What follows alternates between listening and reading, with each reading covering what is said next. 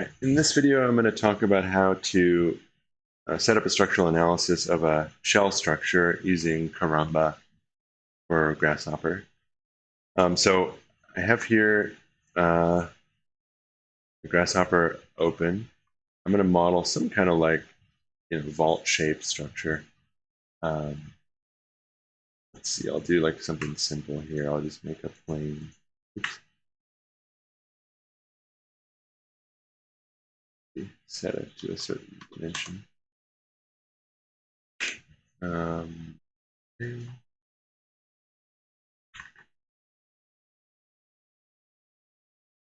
All right. Let's see, how's that look? Kind of interesting. Okay, so let's start with that. I'll just use that as a as my base geometry. So I'll go ahead in Grasshopper. I'll set that. I'll reference that geometry. I'll get a surface component. Right-click, set one.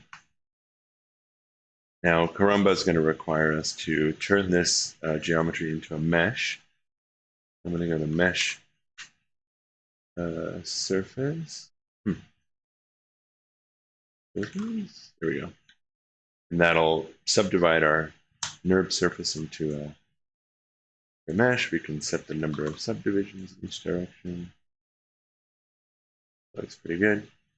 And so again, Karamba will only allow us to do with the free version of a limited number of components. So I think if you had a shell like this, I don't know how many faces that has. So that has 100 faces, right? So we'd have to have, I think we're limited to 50 faces with the free version. There's another showing up there. So you could do that kind of thing. That's not too much. That's 36 faces. So you could do that kind of analysis for basically for free using Karamba. But anyway, so starting from that point, we're going to kind of set up our analysis pretty much the same way we did with this structural frame definition. So we're going to first kind of translate our geometry into some kind of structural element. And in the Karamba tab, there is a component called mesh to shell.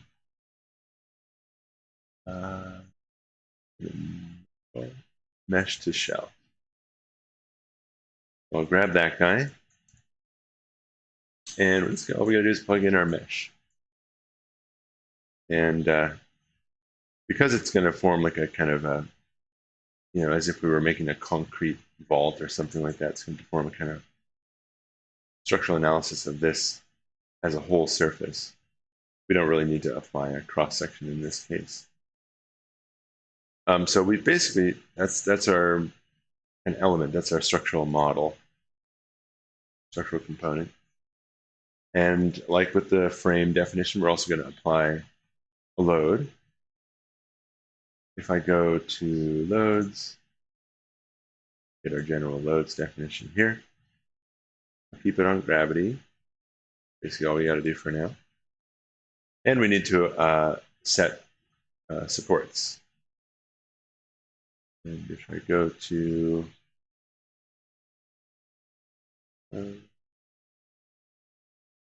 model and go to support, okay.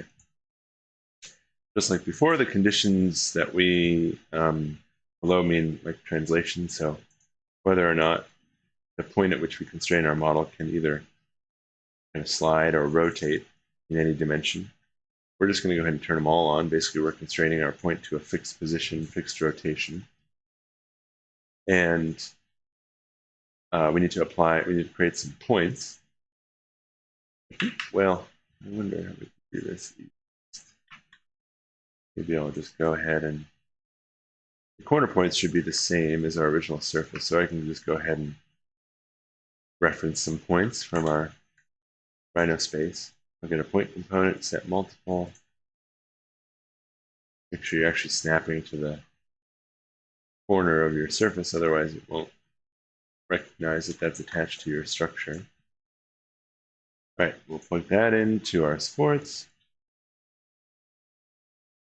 And then I think we're ready to assemble our model here. So then we're going to go ahead and Please go to it's here. Okay, under model, go to assemble model. And this allows us to kind of put everything together. So we'll plug in our elements, we'll plug in our loads, we'll plug in our supports. And because we haven't actually set up anything here yet, we also need to give it a material. So we'll get a material selection component and expand it. We'll go to, we'll choose this concrete, and I'll plug that into material. All right, so that's putting our model together. Again, we still have to perform some kind of analysis. So I'll go to your model, or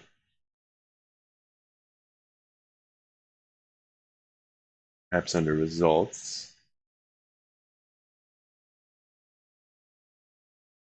All right, it's actually under algorithms. We're going to analyze. Plug our model into that. And again, we'll get some information here about displacement and forces and that kind of thing. Allows us to, gives us some numbers we can kind of optimize for if we wanted to do that. And then we'll, make some more components that allow us to preview our results. So we'll go to model view here. Plug our model into that. All right, so if we expand under display scales, we can kind of, I'll turn off the original model here as well. So we can kind of see where the other deformations would happen. Again, we could look at where the supports are, where the reactions are happening. All right.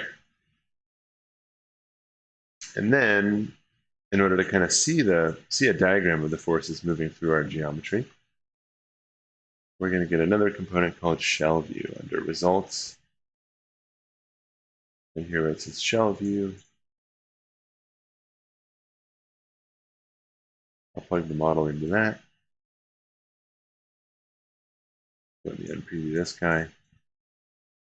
And so this allows us to see, and based on the shape of our geometry here,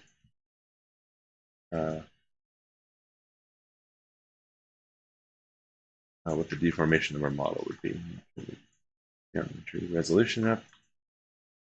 And just like before, if we wanted to kind of accentuate it so we can see it a little better, although I guess we don't really have to, we could just move the deformation slider. So we can see that the weakest point by far is our kind of bending points here where the shape of our arch turns back the other direction. So assuming we had modeled this parametrically, we could then start to manipulate the geometry of our vault.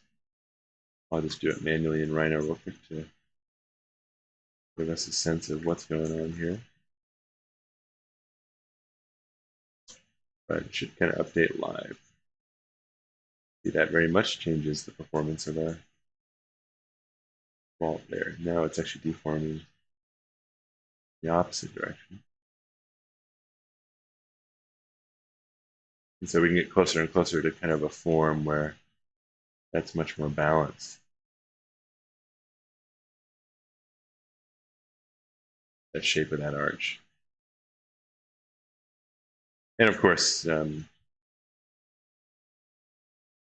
we had modeled our vault shape parametrically, we could be looking at the output of our displacement here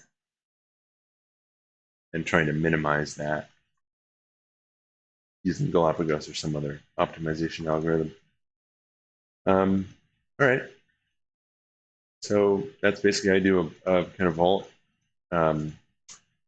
analysis. And I will go ahead and end this video here.